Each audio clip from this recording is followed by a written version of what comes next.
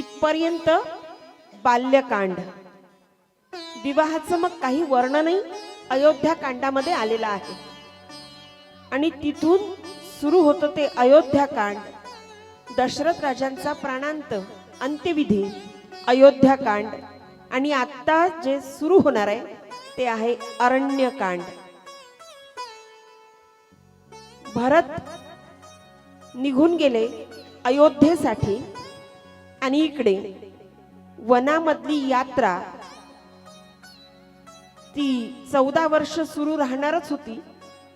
पण त्या यात्रेचा पुढचा टप्पा परित्राणाय साधूनाम, वनवासाच्या निमित्तानं साधूंसोबत भेटीगाठी झाल्या. चित्रकूट पर्वतावर वास्तव्य झालं. त्यानंतर अत्री ऋषींच्या आश्रमामध्ये आले. अनुसया माता त्यांची पत्नी, जी महान सतीव्रता होती, महान पतिव्रता होती, थोर सती, अत्री आणि अनुसया गुरुश्री दत्तात्रय प्रभूंचे माता पिता. सोम हा देखील यांचा एक पुत्र आहे आणि दुर्वासा मुनी हे देखील यांचेच पुत्र आहेत. तेव्हा अनुसया मातेकडून सीता मातेला उपदेश करण्यात आला आणि अनुसया माता महान सती होती. त्याच पद्धतीनं महान सती पतिव्रत कसं सांभाळायचं या विषयावर अनेक अनुसया मातेबरोबर माता सीतेची चर्चा झाली. अनेक विषयावर गौतम ऋषींसोबत विस्तृत अशी चर्चा श्री राम आणि श्री लखन भैया यांनी केली. एकंदरीतच राक्षसांचा धुमाकूळ आणि राक्षसांकरवी साधू मुनींना होणारा त्रास हा श्री राम प्रभूंच्या लक्षात आला. अनुसया मातेकडून माता सीतेला उपदेश करण्यात आला, पतिव्रत कसं सांभाळलं पाहिजे. आणि यानंतर मग सरभंग ऋषीच्या आश्रमामध्ये आले. ऋषींना वर प्राप्त झाला होता, इच्छा मरण. मी जेव्हा मागेल तेव्हाच मला मरण आलं पाहिजे. सरभंग ऋषींच्या आश्रमामध्ये आले श्रीराम आणि लक्ष्मण. श्रीरामांचं दर्शन घेतलं आणि अंतरात्मेने एक साक्ष दिली. ज्या परब्रह्माची तुम्ही वाट पाहत होतात ना, ते परब्रह्म हेच. श्रीरामाचं दर्शन घेतलं आणि म्हणे आता मला जगायचं नाही. परब्रह्माचं दर्शन झालं, आता मला जगायचं नाही. इच्छा मरणाचा वर प्राप्त त्यांना झाला होता आणि अशा प्रकारे त्यांनी शेवटचा श्वास घेतला. यानंतर सुतीक्षण ऋषींच्या आश्रमामध्ये आले. अगस्ती ऋषी आणि अगस्ती ऋषींचे अत्यंत प्रिय असणारे हे शिष्य होते. यांचं नाव होतं सुतीक्षण आणि यांच्या सोबतही अत्यंत विस्तृत अशी चर्चा झाली. वनामध्ये अरण्यामध्ये भटकंती झाली आणि वनामध्ये भटकत असताना, अरण्यामध्ये फिरत असताना जागोजागी मोठे मोठे ढिगारे दिसले. कशाचे? अस्थींचे, हाडांचे. मोठे मोठे ढिगारे दिसले, हाडांचे ढिगारे. अस्थींचे ढिगच्या ढिग पाहिले आणि मग श्रीरामांनी विचारलं ऋषींना.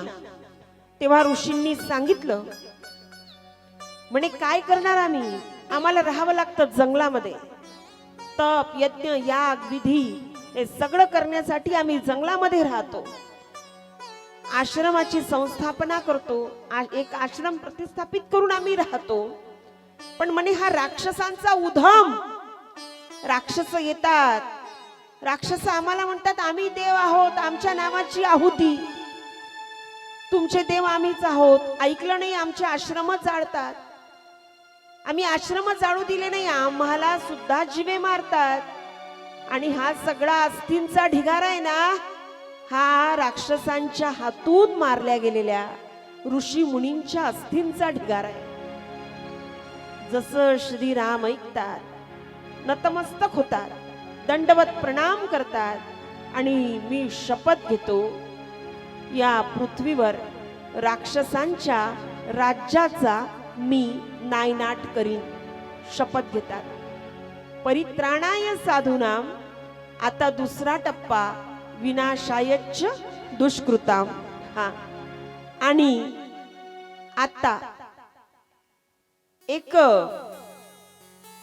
सुतीक्षण ऋषी सोबत जेव्हा भेट झाली, शपथ घेतली, मी राक्षसांचा नायनाट करीन, संकल्प केला, आणि सुतीक्षण ऋषीला हर्ष झाला, आनंद झाला, आणि त्यांनी श्रीरामांना अगस्ती ऋषींकडे गोदावरीच्या किनाऱ्यावर आणलं. पंचवटी ज्याला आपण म्हणतो, आपल्या महाराष्ट्राचा भाग, हा, या ठिकाणी वास्तव्य झालं. आणि या ठिकाणी वास्तव्य करत असताना श्री राम प्रभू आणि लक्ष्मण भैया या दोघांमध्ये चर्चा होत होत्या. आणि त्या चर्चेमधून श्री लक्ष्मण श्रीरामांना जे प्रश्न त्यांना पडले त्या प्रश्नाचं उत्तर विचारत होते. आणि हा जो उपदेश केलेला आहे, हा उपदेश रामगीता, लक्ष्मण गीता या नावानं प्रसिद्ध आहे. श्री लक्ष्मणाने काय प्रश्न विचारले, रामाने काय उपदेश केला, रामगीता, लक्ष्मण गीता या नावाने आपल्याला आजही हे ग्रंथ वाचायला मिळतात. लक्ष्मण भैया विचारायचे, भ्राताश्री, ज्ञान म्हणजे काय हो? ज्ञान कशाला म्हणतात? लक्ष्मणाने विचारावं, श्रीरामांनी सांगावं. श्रीराम सांगायचे, म्हणे ज्याची प्राप्ती झाल्यावर मान आणि अपमान ही संकल्पना शिल्लक राहत नाही, त्याला ज्ञान म्हणायचं. ज्याची प्राप्ती झाल्यावर मान आणि अपमान ही भावनाच शिल्लक राहत नाही मनात, हा, त्याला ज्ञानी म्हणायचं. मग लक्ष्मणाने विचारावं, ज्ञानी असणं, भक्त हा ज्ञानी असतो का? ज्ञानी हा भक्त असतो का? आणि रामांनी उत्तर द्यावं, भक्त हा ज्ञानी असू शकतो. नीट ऐका बरं, भक्त हा ज्ञानी असूच शकतो, पण जो ज्ञानी आहे ना, तो भक्त असूच शकतो असं नाही. हा, जो ज्ञानी आहे तो भक्त असूच शकतो असं नाही. हा, कारण जिथं ज्ञान आहे तिथं अहंकार आहे. आणि हा ज्ञानाजवळ असलेला अहंकार त्या ज्ञानाजवळ भक्तीला येऊ देत नाही. आणि म्हणून जे भक्त आहेत ते मात्र ज्ञानी आहेतच. हा, नो डाऊट अबाउट दॅट. हा, जे भक्त आहे ते ज्ञानी आहेतच, पण जे ज्ञानी आहेत ते भक्त असू शकत नाही. हा, जे ज्ञानी आहेत, ईश्वर ही संकल्पना म्हणा, किंवा ईश्वराचं सामर्थ्य म्हणा, किंवा ईश्वराचं जे आपण म्हणतो जगताचा आधार, जगताचं भरण पोषण करणारा, ही परिभाषा म्हणा, ही भक्तांच्याच, हा, ही भक्तांच्याच म्हणजे भक्तच ईश्वराचं सामर्थ्य समजू शकतात, ज्ञानी नाही. कदाचित, कारण जो ज्ञानी असतो त्याला वाटत असतं, मी एवढे ग्रंथ पाठांतर केले, मी एवढे पुस्तक वाचले, मी एवढ्या पदव्या घेतल्या, मग आता ईश्वराचं काय काम? हा, मी एवढे पुस्तक वाचले, मी एवढा पदवीधर झालो, मग आता ईश्वराचं काही कामच नाही ना. पण ईश्वराचं ईश्वराचं कर्तृत्व त्याच्या लक्षात येत नाही जोपर्यंत त्याला अनुभव मिळत नाही. असाच एक क्वालिफाईड शहरातून आला, खेडेगावात, त्याचं गाव खेडेगाव, तो आला शहरातून पदवीधर. हा तो आला आणि मळ्यात गेला. मळ्यात म्हणजे शेतात, मळ्यात गेला आणि तिथं त्यांनी एक वेल पाहिली.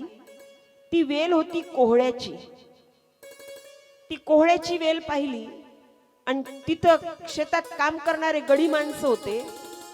तो त्या गडी माणसांना बोलवून म्हटला, म्हणे काय रे बाबा, ही वेल इतकी नाजूक आहे कोहळ्याची, एवढी नाजूक वेल कोहळ्याची, आणि म्हणे या एवढ्या नाजूक वेलीला हे एवढं मोठं कोहळं लागलंय, एवढं मोठं कोहळं या नाजूक वेलीला. म्हणे हो, हे असंच असतं, कोहळ्याची वेलच असते. म्हणे अरे बाबा, काय हे तुमची शेती, काय हे तुमचं, काय पेरता? म्हणे कोहळ्याचं मोठं झाड असायला होतं, झाड. हा गेला आणि पुन्हा परत आला. उन्हाळा होता. आता पुन्हा शेतात गेला. हा आंब्याच्या झाडाखाली बसला आणि आंब्याचं झाड पाहिलं. म्हणे एवढं मोठं आंब्याचं, एवढा मोठा वृक्ष, एवढं मोठं महाकाय झाड. हा आणि त्याला म्हणे एवढाले आंबे. मागच्या वेळेस मी आलो, मागच्या वेळेस मी पाहिलं, एवढ्या नाजूक वेलीला एवढं मोठं कोहळं लागलं. म्हणे हे बदलवलं पाहिजे आपण. हा आता माणसं शेतातले काम करणारे सांगू लागले, म्हणे कसं बदलवशील बाबा तू? कोहळ्याच्या वेलीला कोहळीच लागणार, आंब्याच्या झाडाला आंबेच लागणार, तू नाही बदलू शकत. म्हणे नाही नाही, काहीतरी रासायनिक प्रयोग आपण करणार आणि हे सगळं म्हणे आपण बदलवणार. वेलीला फळं लहानच लागतील, मोठ्या झाडाला कोहळे मोठे मोठेच लागतील. हा हे सगळं म्हणे मी बदलवून टाकणार. जसा संकल्प केला महाराज, म्हणे नाही नाही, आता इकडून गेलो का सगळं बदलवूनच टाकतो. जसा संकल्प केला, पडला नाही एक कच्चा आंबा त्याच्या टाळक्यावर. हा आणि जसा कच्चा आंबा टाळक्यावर पडला, तो बसला खाली. हा आणि 10 मिनिट लागले त्याला चोडायला. हे एवढं मोठं टेंगुळ आलं, त्या आंब्या एवढं टेंगुळ त्याच्या मेंदूला. हा आणि मग सगळे शेतातले हसू लागले. म्हणे काय बदलवता साहेब, आता काय बदलवता? काहीच नाही बाबा, या झाडाला जर कोहळं लागलं असतं तर माझ्या मेंदूचा चेंदा मेंदा झाला असता म्हणे. हा आणि म्हणून झाडाला आंबे, झाड जरी मोठा आहे तरी आंबा, कोहळ्याची वेल नाजूक जरी आहे तरी त्याला कोहळच. हा हे सगळं जे आहे हे ईश्वराचं आहे. भक्त समजू शकतात पण ज्ञानी नाही समजू शकत.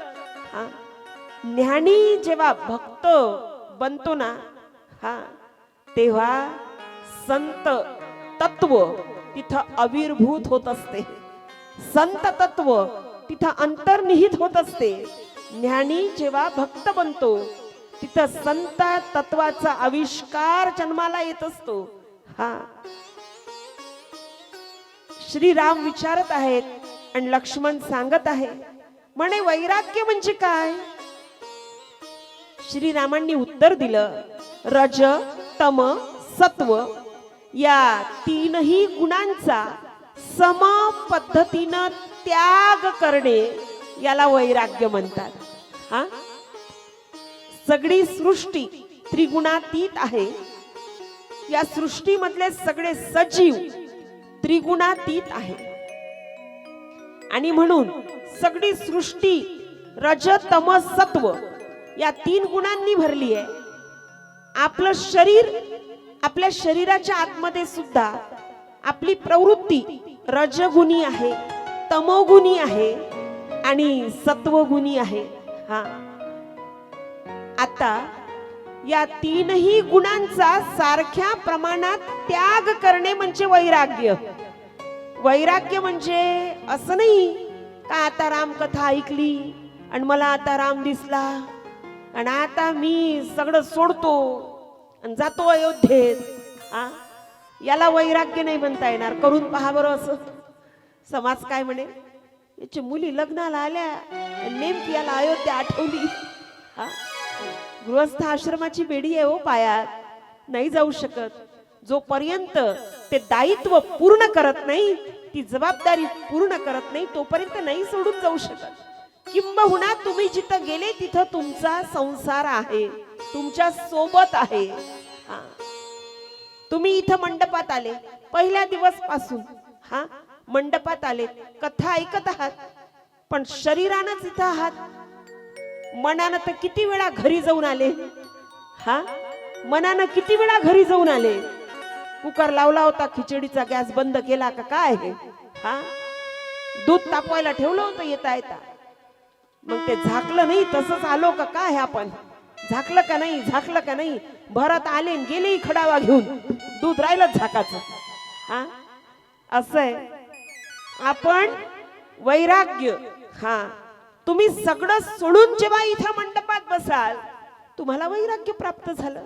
काय कठीण आहे? छोडे नहीं घरदार पर, हो मस्त गुरुचरणार में. राष्ट्रसंत श्री तुकडोजी महाराज म्हणतात, हे वैराग्याचं लक्षण आहे. सगळं न सोडता, कशातच न राहणे, याला वैराग्य म्हणतात. हा, काहीच सोडायचं नाही, पण राहायचं कशातच नाही, याला वैराग्य म्हणतात. हा, याला वैराग्य, हे वैराग्य आहे. त्यानंतर विचारलं, माया, माया म्हणजे काय? म्हणे लक्ष्मणा,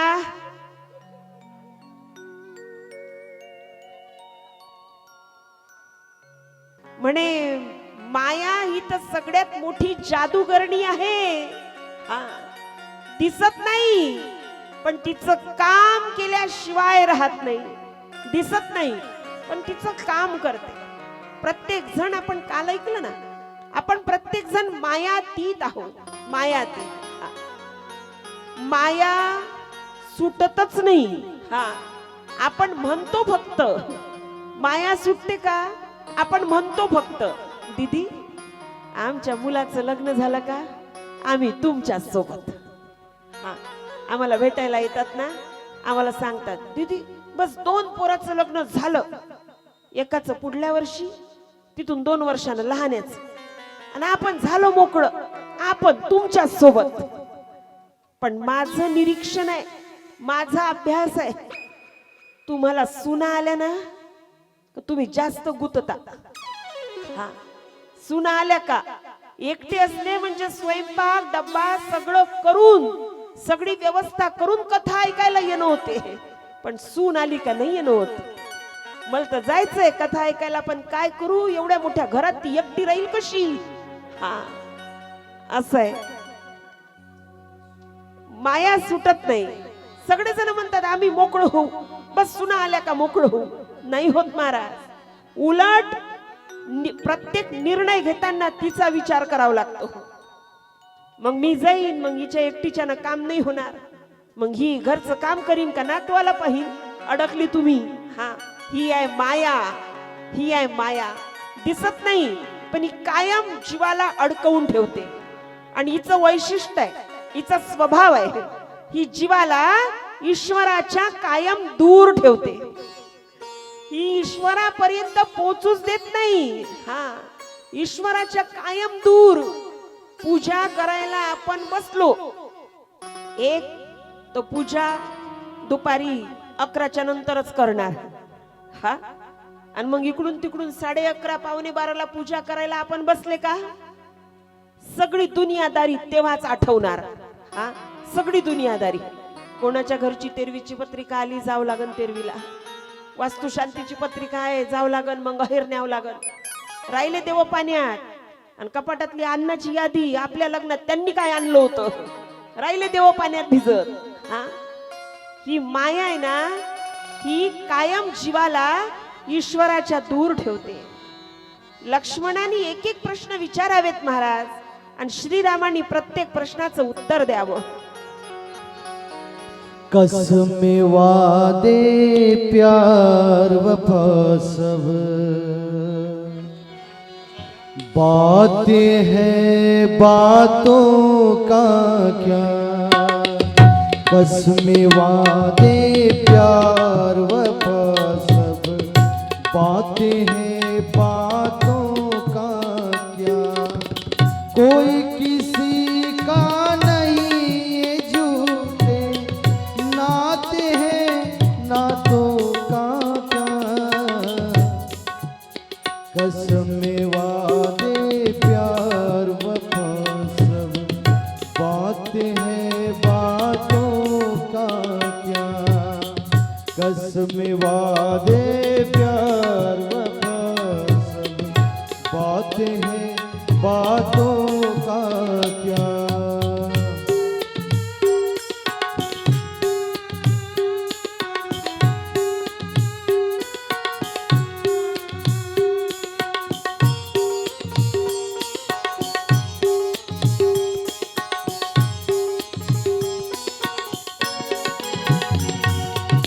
होगा मसीहा सामने तेरे, फिर भी न तू बच पाएगा पाएगा,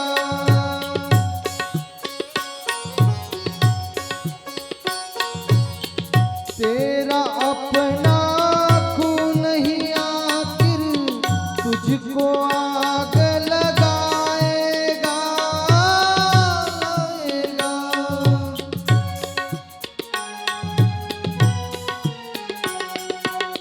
आसमान से उड़ने वाले, आसमान के उड़ने वाले मिट्टी में मिल जाएगा, कसमें वादे प्यार वफा सब बातें हैं बातों का क्या, कसमें वादे प्यार वफा सब बातें हैं बातों का क्या।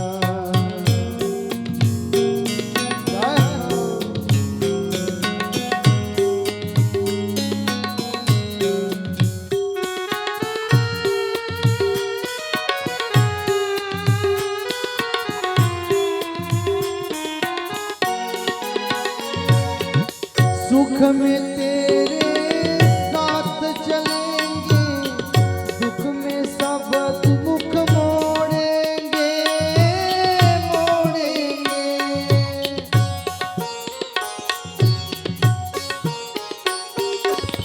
दुनिया वाले तेरे बनकर तेरा ही दिल तोड़ेंगे तोड़ेंगे,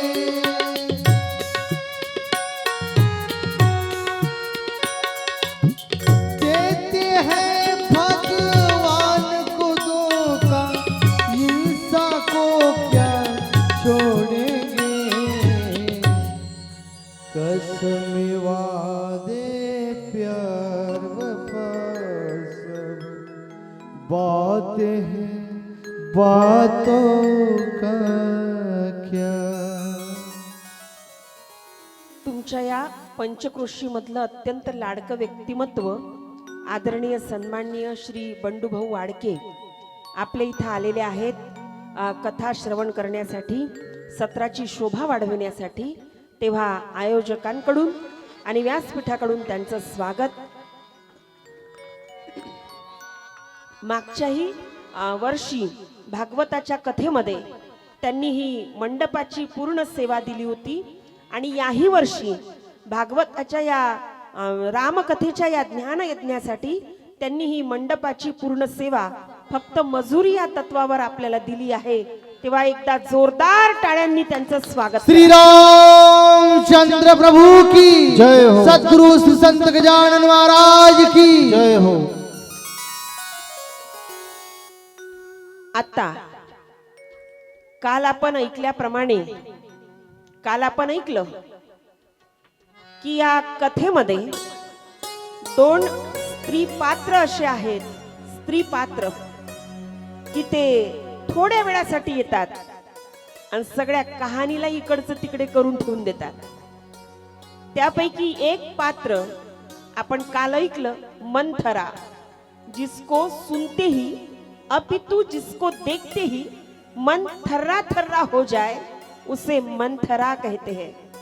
हा, आणि आज दुसरं पात्र, त्या स्त्री पात्राचं नाव आहे शूर्पणखा. आज या शूर्पणखेचा प्रवेश कथेमध्ये होत आहे. रावणाची एकुलती एक बहीण, 3 भावंड आपण पाहिलं त्या दिवशी. रावणाचं चरित्र आपण ऐकलं त्या दिवशी. आपण ऐकलं की कुंभकर्ण, रावण, विभीषण आणि ही शूर्पणखा, 3 भाऊ आणि एक ही बहीण शूर्पणखा. काल मंथरेचा अर्थ ऐकला, आज शूर्पणखाचा अर्थ ऐका. शूर्प म्हणजे टोकदार, अंकुचीदार.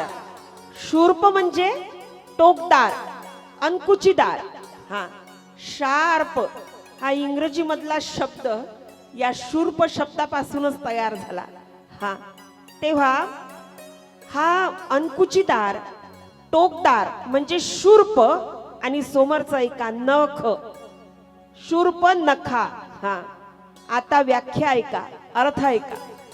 ज्यांची नख अत्यंत टोकदार आहेत आणि लांब सडक वाढलेली आहेत ती शूर्पणखा आहे, असा अर्थ होतो. हा, आणि म्हणूनच तुम्हा सगळ्यांना मला सांगायचं आहे. हा, मला काय सांगायचंय ते तुमच्या हसण्यावरूनच मला कळलं. केवढे हुशार आहात तुम्ही. हा हा, ज्यांची नखट, शूर्पणखा म्हणजे काय, राक्षसी. राक्षसी होती ना ती. हा, आणि तिचे नख लांब सडक वाढलेले आहेत आणि तिला शूर्पणखा म्हणायचं. किंबहुना जिचे नख लांब टोकदार आहेत ती शूर्पणखा. हा, आणि म्हणून महिला मंडळ कान उघडे करू नये का. आता दुकानं बंद झाले असं ना, आता डोकं नका लावू. पण उद्या जेव्हा दुकानं उघडतील, नेल कटर आणा आणि ज्यांचे ज्यांचे वाढले त्यांचे त्यांचे पहिले कापा नख. हा, फॅशनच्या नावाखाली नख वाढवता. हा, माणूस आपण आहोत. फॅशन करा ना, कोण नाही म्हणते. फॅशन करू नका, कोण नाही म्हणतं तुम्हाला. हा, श्रृंगार केलाच पाहिजे. 16 प्रकारचा श्रृंगार आहे शास्त्रात. हा, तुमची मेहंदी, तुमचा गजरा, तुमचं सगळं, मग तुमची वेशभूषा, तुमचे अलंकार, तुमची केश रचना, हेअर स्टाईल ज्याला तुम्ही म्हणता, 16 प्रकारचा श्रृंगार आहे शास्त्रामध्ये. पण काय झालं ना, आम्ही त्या श्रृंगाराचा मेकअप केला आणि सगळा कार्यक्रम बिघडला महाराज. हा, सगळा कार्यक्रम बिघडला. त्या शृंगाराचा मेकअप केला आम्ही, मेकअप. तुम्ही दुर्गा देवीचं चित्र पहा, तुम्ही माता सीतेचं चित्र पहा. कमी शृंगार केलाय का? दाग दागिन्यांनी भरभरून. हा, बघा बरं दुर्गा मातेचा फोटो, दाग दागिने, सुंदर केश रचना, सुंदर तेजोयमान चेहरा. हा, सीता मातेचं चित्र बघा किती सुंदर. हा, श्रृंगार त्याला म्हणतात. आम्ही काय केलं, श्रृंगाराला मेकअप नाव ठेवलं आणि सगळं बिघडून गेलं. आणि फॅशनच्या नावाखाली आम्ही मर्यादा सोडली. हा, फॅशनच्या नावाखाली आम्ही मर्यादा सोडली. अंग प्रदर्शन, लांब लांब नख वाढवणं, याला आम्ही फॅशन म्हणू लागलो. फाटलेले कपडे आम्ही आमच्या अंगावर घालू लागलो. हा, फाटलेले जीन्स, कॉलेजात शिकणाऱ्या पोरी ते फाटलेले जीन्स घालतात. हा, तुम्हाला माहित आहे, पूर्वी घरात एक नियम होता, फाटलेला कपडा अंगावर जरी दिसला ना तर घरातली मोठी माणसं म्हणायची हे दरिद्रतेचं लक्षण आहे, फाटलेला कपडा अंगावर घालू नये. हा, हे दरिद्रतेचं लक्षण आहे. प्रपंच असावा नेटका, फाटका नसावा. पण आम्ही फॅशनच्या नावाखाली त्या फाटलेल्या जीन्सला विकत आणतो आणि त्याची किंमत किती? किंमत किती? 2000, 1800 रुपये, 1500 रुपये. मला तर तो दुकानदार म्हणे ब्रँडेड घ्यायचा असेल ना म्हणे दीदी 2000च्या वरून आहे म्हणे किंमत. ब्रँडेड फाटलेल्या कपड्याला सुद्धा ब्रँड असतो हे मला पहिल्यांदा तेव्हा तिथं कळलं. हा, फटे हुए कपडे को भी ब्रँड मिलता है. भारताचा इंडिया केला, सगळं संपून टाकली भारतवर्षाची दिव्य संस्कृती. हा, अंगभर कपडे का घालत नाहीत? हा, अंगभर कपडे घालत नाहीत आम्ही, आणि आम्ही घालतो अर्ध अंग उघड असते. बघा बरं, मुस्लिम समाजातल्या मुली बघा बरं, गुरखा घेतल्याशिवाय कॉलेजात जात नाही. त्यांच्या सुना बघा बरं. तुम्ही नका घेऊ ना डोक्यावर पदर, पण निदान अंगभर कपडे तर घाला. हा, सवाष्ण आहात ना, मग सवाष्णी सारख्या राहा ना ग. हा, पायात जोडवे घाला, हातात बांगड्या घाला, 2 घाला पण घाला ना. गळ्यात काळ्या मण्याची पोत घाला. आहात ना तुम्ही सवाष्ण, मग राहा ना. फॅशनच्या नावाखाली मंगळसूत्र काढून टाकतो आपण. फॅशनच्या नावाखाली हातात बांगड्या घालायला आपल्याला आवडत नाही, पायात जोडवे घालायला आवडत नाही, पायात तोरड्या घालायला आवडत नाही. हा, इथं चक्र असतं, 6 चक्रापैकी एक. इथं लागूनच आपलं हृदय असतं, आणि त्या हृदयावर सोन्याचे दागिने पडतात जेव्हा आपण ते घालतो. हा, वैज्ञानिक कारण आहे प्रत्येक गोष्टीला. प्रत्येक गोष्टीला वैज्ञानिक कारण आहे. हा, प्रत्येक गोष्टीला कारण आहे. पायामध्ये तोरड्या घालतो आपण, पायात जोडवे घालतो. त्या पायाच्या नसा, ते बोटांच्या शिरा, हा, ते सगळं आपल्या मेंदू पर्यंत सगळं रक्तप्रवाह सुरळीत करण्यासाठी मदत करतात. हा, आपण सगळं जे काही आहे ते सगळं वैज्ञानिक कारण देऊन, शास्त्रीय कारणाने ते सगळं सिद्ध केलंय. आणि आपण काय करतो? हा, ते एवढे लांब सडक नख वाढवतात त्या पोरी, आणि एवढे लांब सडक नख वाढवून ते रंगीबेरंगी नेल पेंट, आणि त्याला म्हणे नेल आर्ट. हा, काय चाललंय राव? हा, काय फॅशन आहे ही फॅशन आहे. याला फॅशन म्हणता? फाटलेले कपडे अंगावर, हा, अंग प्रदर्शन. आणि आम्ही म्हणतो नाही नाही, ज्याच्या अंगावर कपडे नाही त्याला म्हणतात स्टँडर्ड आहे. स्टँडर्ड अंगावर कपडे नाही म्हणतात स्टँडर्ड आहे. हा, आई जबाबदार आहे याला. मुलगी जर अंग प्रदर्शन करून कॉलेजात जात असेल, मुलगी जर अर्धे कपडे घालत असेल, मुलगी जर अंग प्रदर्शन करत असेल, तर याला कोण जबाबदार आहे? याला आई जबाबदार आहे. तुम्हाला माहित आहे, मला चोपडं बोलता येत नाही, आणि चोपडं बोलून मला काय तुमच्या शेतात पिकलेलं पीक पाणी घरी नाही न्यायचंय वानगी म्हणून. तुम्ही काही दिलं नाही तरी चालेल, पण कथेमधून परिवर्तन नक्की तुमच्या गावात घडवून आणा. हा, मला काही तुमच्या शेतातली मिरची, हळद आणि कोबी, ते भेंडी बिंडी काही न्यायचं नाहीये ते. हा, मला तुम्ही परिवर्तन झालं पाहिजे ते अपेक्षित आहे. चोपडं बोलून काय करू? काय करा? फारच फार पुढच्या वर्षी नाही बोलवा. इस गाव नाही तो उस गाव, फकीर को 40 गाव. हा, अहो, कथा त्याच्यासाठी आहे, परिवर्तन झालं पाहिजे. हा, परिवर्तन झालं पाहिजे. मांसाहार आम्ही करतो. हा, आहार बिघडला, सगळं बिघडलं. त्या दिवशी बोललो आपण, जीवनसत्वाच्या नावाखाली आपण मांसाहार करतो. संकल्प करा, ज्यांना मांसाहार सोडायचा आहे, ज्यांना गुटखा सोडायचा आहे, महिला मंडळ, हा, ज्यांना गुटखा सोडायचा आहे. मला माहित आहे तुम्ही जरी आता कबूल कराल नाही, पण मला माहित आहे, उगाच तुमचे नाव माहित नाही म्हणून मी घेणार नाही, पण कळतं मला कोण खातं म्हणून. हा, सांगा ना. अहो, 300 रुपये रोज कमावणारी एक बाई, 350 रुपये रोज कमावणारी एक बाई, तिला मी विचारलं तुझा या गुटख्याचा खर्च किती आहे? तिनं मला सांगितलं 100 रुपये खर्च आहे म्हणे एका दिवसाचा. 300 रुपये ती बाई रोज मजुरी कमावते. 300 रुपये आणि 300 रुपये रोज मजुरी कमावून 100 रुपयाचा खर्रा गुटखा ती बाई एका दिवसाला खाते. ती म्हणे मी 200 रुपयानं सुद्धा जाते. कोणी बोलवलं नाही ना 200 रुपयानं तरी जाते. का? 100 रुपये माझ्या गुटक्याची सोय, 100 रुपये मला घ्या. आता सांगा काय करावं. मला कळे ना तिला पुरस्कार नेमका कोणता द्यायचा. हा, मोल मजुरी करतो आपण, रात्रंदिवस कष्ट करतो आपण, आणि आपण कष्ट करून मेहनतीनं कमावलेले पैसे आपण कचरा विकत आणतो.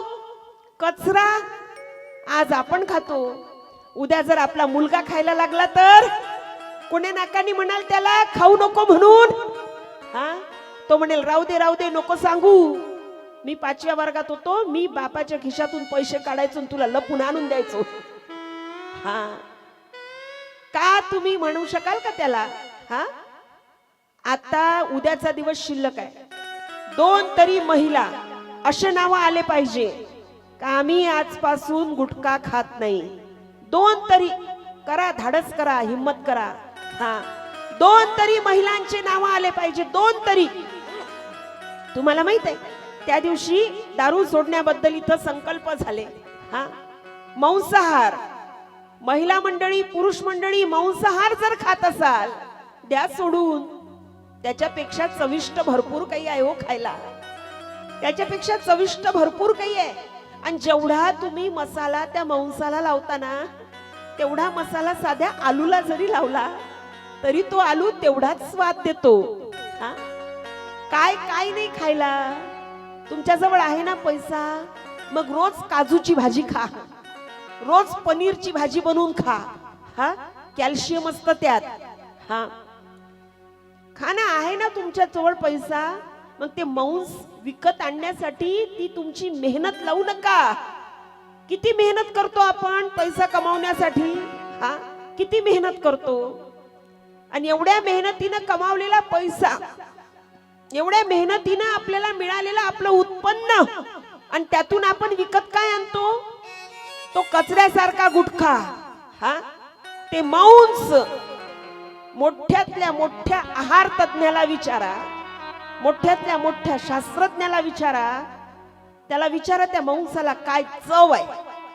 काहीच चव नाही. टेस्टलेस, नीरस आहे ते, नीरस. काहीच चव नाही त्याला. तुम्ही जो मसाला त्यात घालता ना त्या मसाल्याची चव आहे. मग मला तुम्हाला हेच म्हणायचंय की तो मसाला साध्या आलूला, हा, काजूला जरी लावला तरी काजूची भाजी तेवढी टेस्टी होईल. 5 स्टार हॉटेलचं जेवण जेवा ना. हा, सुंदर पद्धतीनं जेवण जेवा. आपल्या लेकरांना मांस खाऊ घालून त्यांना अशक्त बनवू नका. हा, काहीच मिळत नाही त्या मांसाहारातून, काहीच मिळत नाही. ज्यांचं जे प्राणी तोंडानी पाणी पितात त्यांचं अन्न मांस नाही. जे प्राणी जिभेनं पाणी पितात त्यांचं अन्न मांस आहे.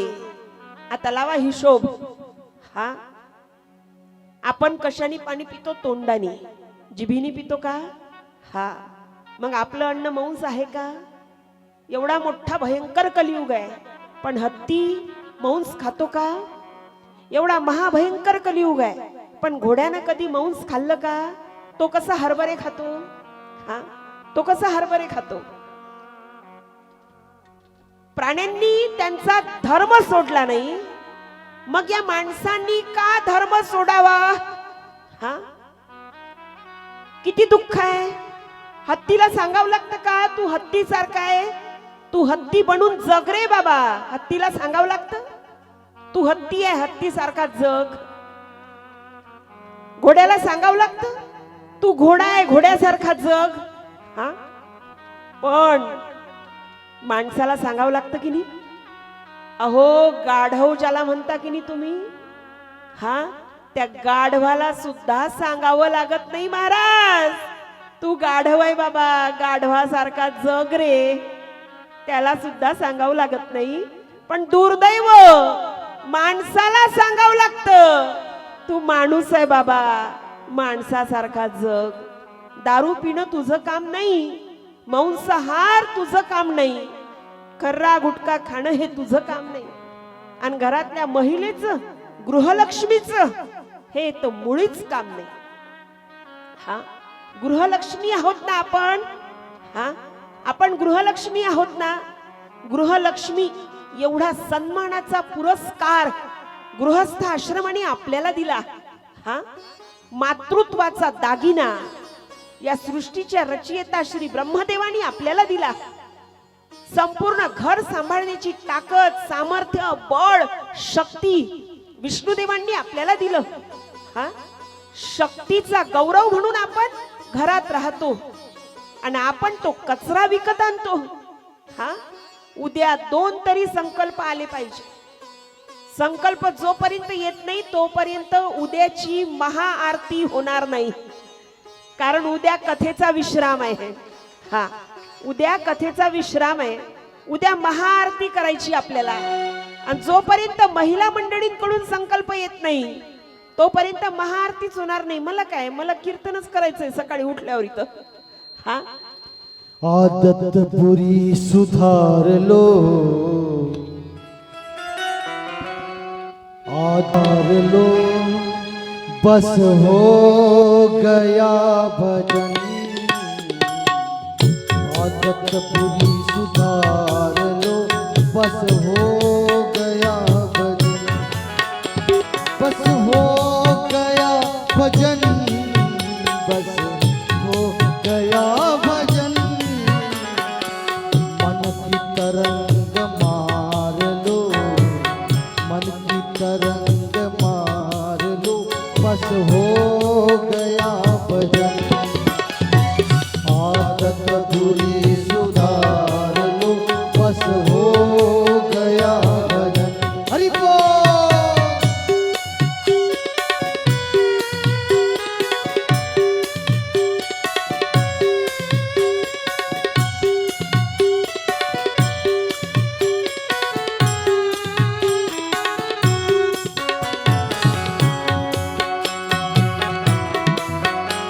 हरि बोल.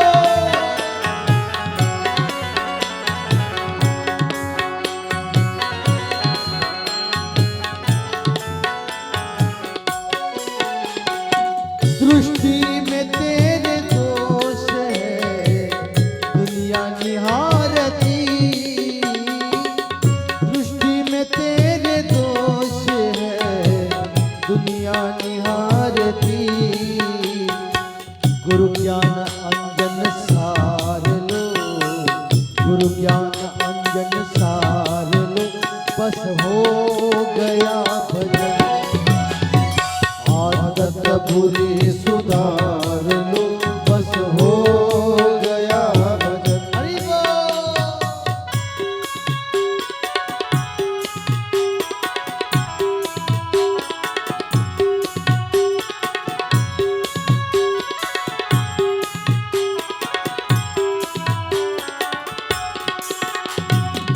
ऋषियों की तीव्र आग में जलता ही जा रहा.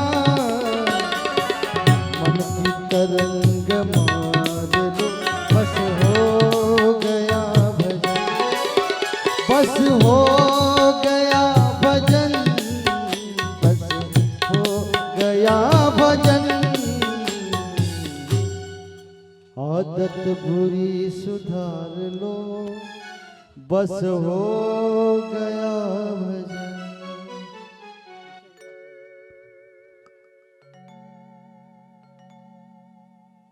शूर्पणखेचं चरित्र आपण इथं श्रवण करणार आहोत. आणि शूर्पणखा हिचा विवाह होतो. विद्युत जिव्हा हे तिच्या पतीचं नाव. विद्युत जिव्हा हे तिच्या पतीचं नाव. रावण ज्योतिष्यकार होते. ज्योतिष विद्येमध्ये पारंगत होते. जेव्हा हिचा विवाह होतो त्याच्यानंतर त्यांना कळतं रावणाला की या विद्युत जिव्हाच्या माथ्यावर एक लकीर आहे, एक रेष आहे आणि ती अशी आहे की हा युद्धभूमीवर ज्याच्या बाजूनं नुसतं उभा जरी राहील तरी तो जिंकेल. म्हणजे युद्धभूमीवर ज्या पक्षात हा विद्युत जिव्हा शूर्पणखेचा पती ज्याच्या पक्षात उभा जरी राहील नुसतं तरी तो जिंकेल. माथ्यावरची रेष रावणाने ओळखलं आणि कपट करून रावणाने या विद्युत जिव्हाला मारून टाकला. स्वतःच्या बहिणीला विधवा केलं. का तर म्हणे एखाद्या वेळेस माझ्या शत्रूच्या बाजूनं हा जर जाऊन उभा राहिला तर माझा शत्रू जिंकेल. आणि म्हणून स्वतःच्या बहिणीचा पती असताना सुद्धा कपट करून रावणानं याला मारून टाकलं. शूर्पणखा विधवा झाली. आणि आता पती म्हटल्यावर दुःख होईलच ना. आणि तिनं संकल्प केला, तू माझ्या पतीला मारलं ना, मी शूर्पणखा तुझी बहीण तुझा वंशच ठेवणार नाही म्हणे. तुझ्या सगळ्या वंशाला मी नष्ट करीन. तुझ्या सगळ्या वंशाला मी नष्ट करीन. आणि संकल्प केला. आणि जेव्हा तिला कळलं, काय कळलं, खर आणि दूषण महाभयंकर राक्षसांना मारून टाकलंय. 2 सुकुमार असे आलेत, वल्कल वस्त्र धारण केली आहे, जटाभार आहे माथ्यावर, हातामध्ये धनुष्य बाण आहे, अत्यंत तेजोयमान त्यांची कांती आहे. जणू चंद्र सूर्याप्रमाणेच ते दोघेही भासतात. सामर्थ्यवान आहे, बलवान आहे. कुण्यातरी उच्च कुळाचे ते कुळदीपक आहेत. आणि त्यांनी म्हणे खर दूषण या महाभयंकर दुष्ट राक्षसांना मारून टाकलं. आणि म्हणून तिचा विश्वास पटला की खर दूषण सारख्यांना जर हे दोघं मारू शकतात तर मग हे माझा संकल्प पूर्ण करू शकतात. आणि म्हणून हे शूर्पणखा संकल्प पूर्ण करण्यासाठी श्री रामांना भेटायला जाते. तिची खात्री पटते ना की हा हे दोघच जण आहे. या खर दूषण राक्षसाला जर हे मारून टाकत आहेत तर मग हे दोघच जण आहेत की माझा भाऊ रावण याचा अंत होण्यास हे दोघं कारण ठरू शकतात. तिची खात्री पटते. आणि मग ती शूर्पणखा पूर्ण योजना करून श्री राम आणि लक्ष्मणाला भेटायला जाते. सुंदर एका युवतीचं रूप धारण करून, एका लावण्यवतीचं रूप धारण करून, कारण हाच वर मागितला होता तिनं, माझ्या स्वार्थासाठी मला जसं पाहिजे तसं शरीर धारण करता आलं पाहिजे, मायावी हा वर मागितला होता तिनं. आणि म्हणून एका सुंदर लावण्यवतीचा वेश तिनं धारण केला आणि ती श्री रामांकडे आली. आणि जशी श्री रामांना तिनं पाहिलं, तिनं आपली इच्छा व्यक्त केली. म्हणे मला तुमच्याशी विवाह करायचा आहे, मला तुमच्याशी लग्न करायचं आहे. श्रीराम प्रभू म्हटले, अगं तू यायला विलंब केलास. हा सर्वांतर्यामी होते, कोण कोण्या उद्देशानं आलं हे त्यांना कळत होतं. म्हणे अगं तू यायला विलंब केलास, माझं लग्न तर होऊन गेलंय, माझा विवाह होऊन गेला. हा पण म्हणे एक पर्याय मी तुला सुचवू शकतो. म्हणे काय? म्हणे तो बघ तिथं बसलाय ना, तो माझा भाऊ आहे, तो आहे लक्ष्मण. आणि तुझ्या या प्रस्तावाचा तो नक्की विचार करू शकेल. भगवंत म्हटले हे उपट गिराईक माझ्या दवाखान्यात मी नाही याचा इलाज करू शकत, हे लक्ष्मणाकडेच पाठवायला पाहिजे. आणि म्हणून सांगितलं, म्हणे बघ तिथं तो बसलाय ना लक्ष्मण, तो माझा भाऊ आहे आणि तो तुझ्या प्रस्तावाचा विचार करू शकतो असं म्हणता. हो हो जा जा. आणि म्हणून शूर्पणखा लक्ष्मणाजवळ जाऊन उभी राहिली आणि तिनं लक्ष्मणाला विचारलं, म्हणे त्यांनी मला तुमच्याकडे पाठवलं, म्हणे कशासाठी? म्हणे मला तुमच्या सोबत विवाह करायचा आहे. लक्ष्मणाने भ्राता श्रीरामांकडे पाहिले आणि लक्ष्मणाला श्रीरामांनी इशारा केला, लक्ष्मणा सांभाळ बाबा, फुल ऑथॉरिटी तुला, पूर्ण अधिकार, तू काहीही निर्णय घेऊ शकतो. हा काय करायचं ते कर तू, पण तुला सांभाळायचंय. आणि म्हणून लक्ष्मण मग आले आवेशात, म्हटले हा ठीक आहे, तू माझ्याशी लग्न करतेस? म्हणे हो, मला तुमच्याशी विवाह करायचा आहे. आणि मंडळी लक्ष्मणाने होकार दिला, म्हणे हा ठीक आहे ठीक आहे, चल माझी पण इच्छा आहे. आणि मग थोडी चर्चा लांबवली आणि त्या चर्चेनंतर लक्ष्मणाने सांगितलं, म्हणे आमच्याकडे कुळाचाराची पद्धत आहे. एक कुळाचार असा आहे, काय म्हणे जिच्या सोबत लग्न करायचं ना ती वधू आहे ना, आता आपण बघा, आता आपण लग्न करणार आहोत एकमेकांसोबत. म्हणे हो हा, मग लग्नाच्या आधी ती जी वधू आहे ना त्या वधूला डोळे लावून बसायचं असतं आणि तिनं डोळे लावून ज्याच्या सोबत लग्न करायचंय त्या आपल्या पतीचं ध्यान तिला करावं लागतं. ही कुळाचाराची पद्धत आहे म्हणे लक्ष्मण.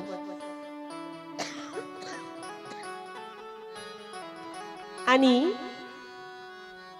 जशी ही कुळाचाराची पद्धत आहे म्हटल्यावर, आणि आता हा माझ्यासोबत विवाहाला तयार होईलच, काही ना काही अनर्थ इथं होईल, माझा अपमान होईल आणि मी रावणाजवळ सांगायला जाईल आणि रावण मग माझा बदल्याचा सूड घेईल.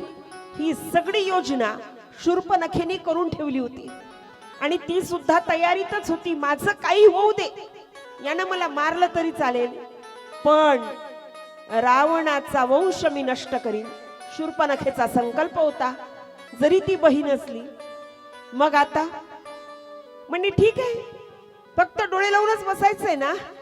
अहो लक्ष्मणा, तुम्ही माझ्यासोबत विवाह करत असाल ना तर मी कायम डोळे लावून बसायला तयार आहे.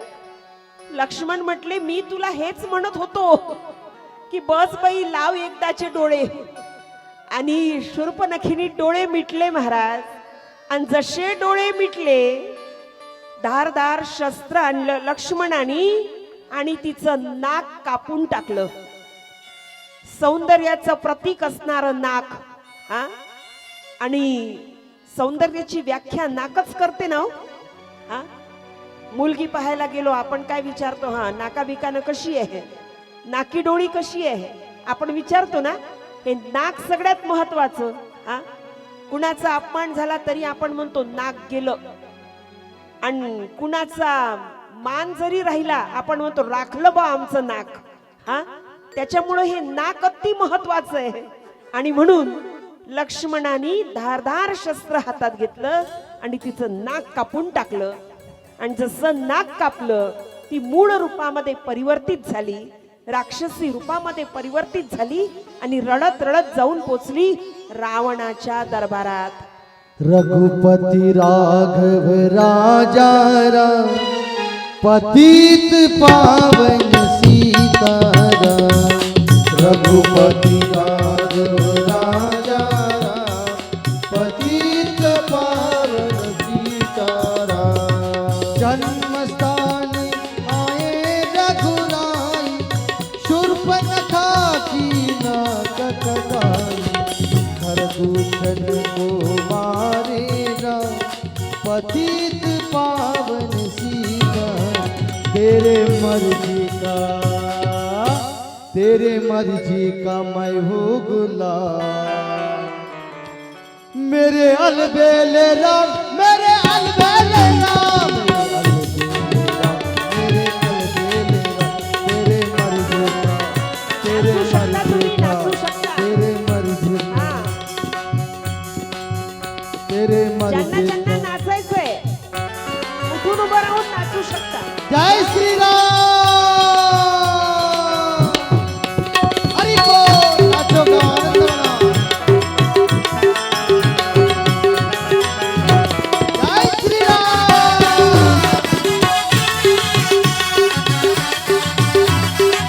तेरे मर्जी का मैं हो गुलाम जय श्री राम तेरे मर्जी का मैं हो गुलाम मेरे अलबेले राम मेरे अलबेले राम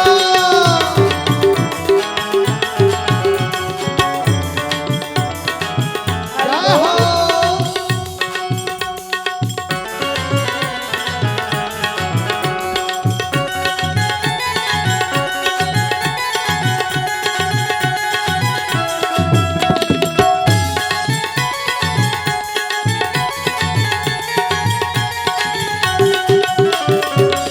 जय श्री राम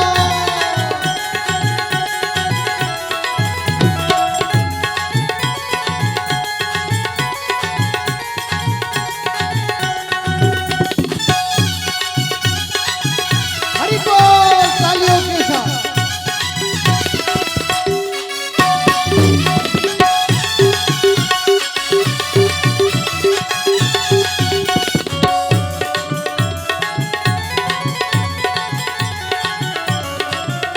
जो भी करा लहू सब बंदी जाओ जो भी करा लहू सब तुम पर ये दौलत ये दौलत ये दौलत मेरी तेरे नाम जय श्री राम मेरे अलबेले मेरे अलबेले राम मेरे अलबेले राम जय श्री राम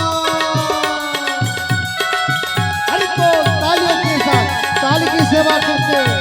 जय श्री राम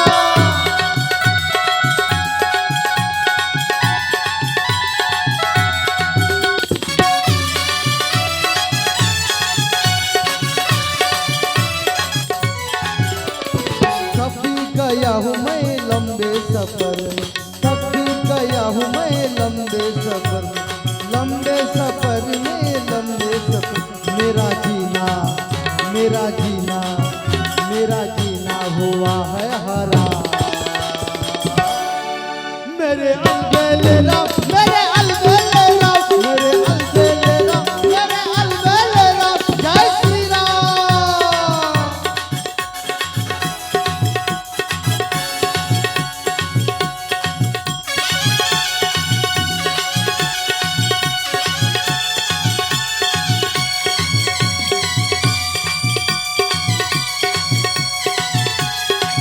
जय हो तालियों के साथ ताली की सेवा करते प्रेम से।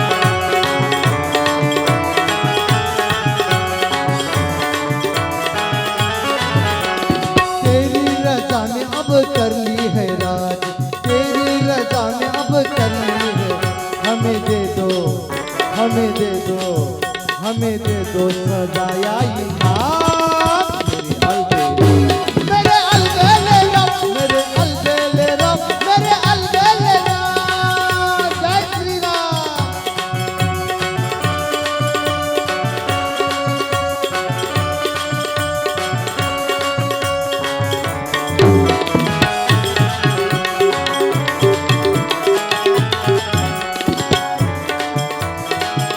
जय श्री राम सासों की माला पे सिमरू में सीताराम जय श्री राम जय श्री राम सासों की माला पे सिमरू में सीताराम सीताराम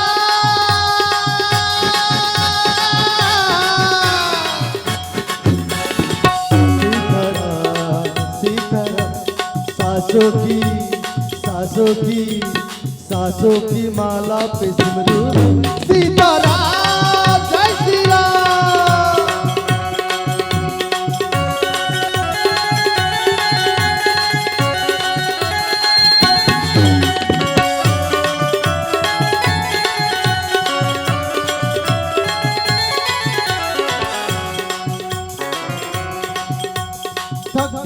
गया हूँ मैं लंबे सफर में,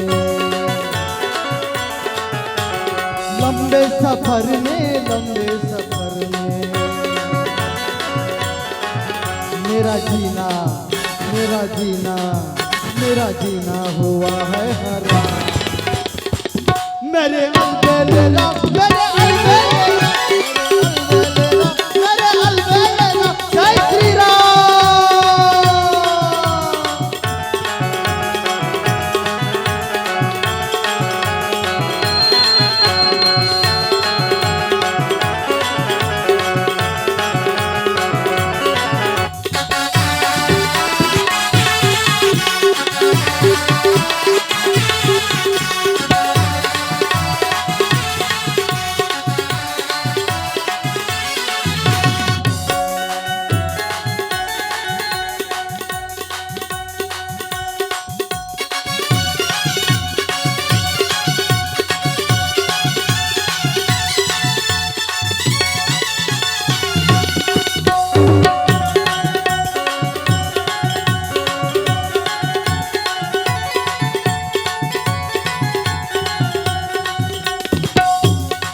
काली काली महाकाली, काली काली महाकाली, काली काली अमावस की रात में, काली काली अमावस की रात में, काली निकली कल भैरव के साथ में, काली निकली कल भैरव के साथ में।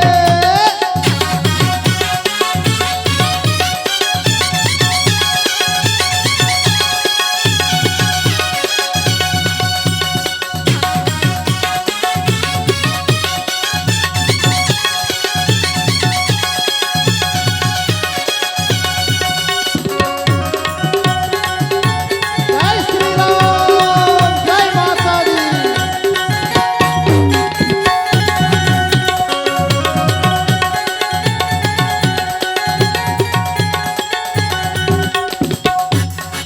ये अमावस की रात बड़ी काली, घूमने निकली माता महाकाली। एक दानव का मंडलीय हाथ में, एक दानव का मंडलीय हाथ में, काली निकली कल भैरव के साथ में, काली निकली कल भैरव के साथ में, काली काली महाकाली।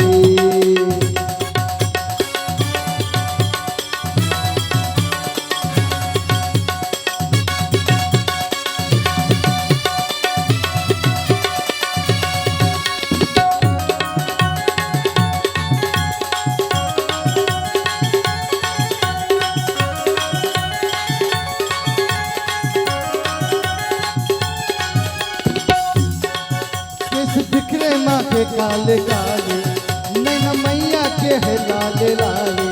काला कुत्ता भैरव जी के साथ में, काला कुत्ता भैरव जी के साथ में, काली निकली कल भैरव के साथ में, काली निकली कल भैरव के साथ में, काली काली महाकाली।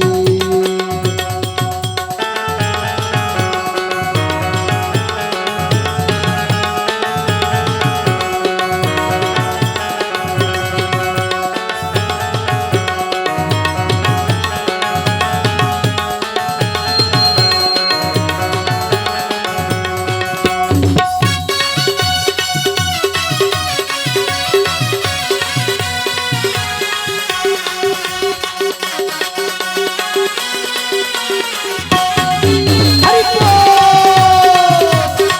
जय श्री राम।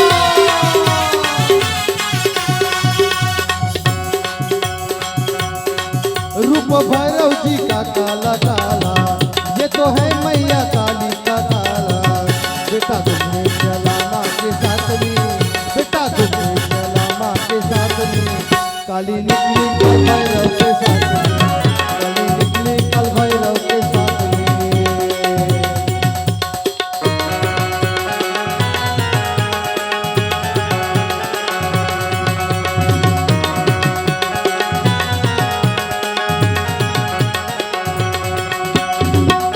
जय श्री राम।